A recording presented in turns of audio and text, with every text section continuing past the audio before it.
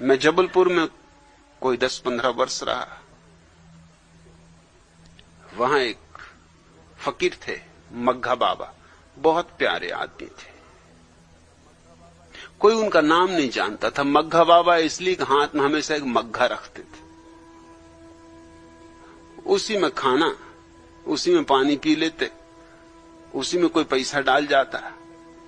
बस मग्घा ही उनका सब कुछ था, इसलिए मग्घा बाबा। कोई उनका नाम जानता नहीं था, नाम उन्होंने किसी को कभी बताया नहीं। लोग पूछते तो वो मग्घा बता देते। तो लोग कहने लगे मग्घा बाबा, और क्या करो। उनको लोग सोने नहीं देते थे। दिन भर उनकी सेवा होती रहे,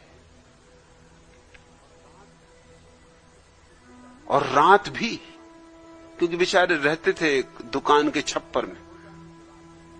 दुकान जब बंद हो जाती तो रात को छप्पर के बाहर सोते, और रात में रिक्शा वालों की जमात वहां इकट्ठी हो जाती।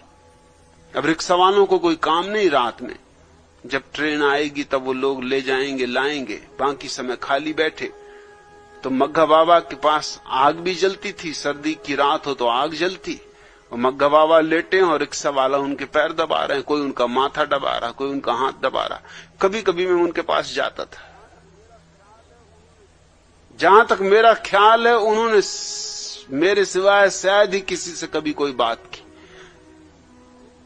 कभी ना होता कोई तो वो मुझसे कहते कि मुझे बचाओ, ये दुष्ट सोने ही नहीं देते।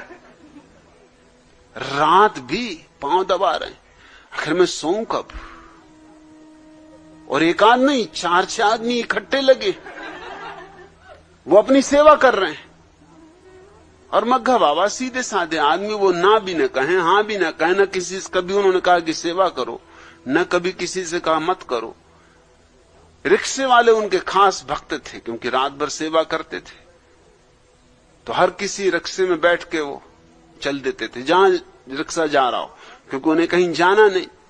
अब वहां पहुंच ही चुके थे जहां पहुंचना, किसी भी रिक्शे में बैठ जाते, और रिक्शा वाला बहुत ही आनंदित हो जाता कि सौभाग्य उसका, कि बाबा कहां चलना है। बाबा कहते कि कहीं भी। सो रिक्शा वाला चक्कर लगाता जहां भी, और लोग देखते कि बाबा जा रहे हैं, तो कोई उनके मग्घा में पैसा डाल जाता, कोई रुपए डाल जाता, कोई कुछ डाल जाता, और लोग उनके मग्घे में से रुपए निकाल भी लेते, तो भी कोई अड़चन नहीं थी। कोई एक आध आदमी आकर पूरा मग्घा खाली करके ले जाता तो वो अपना मग्घा खाली कर लेने देते, कोई भर जाता तो भर लेने देते।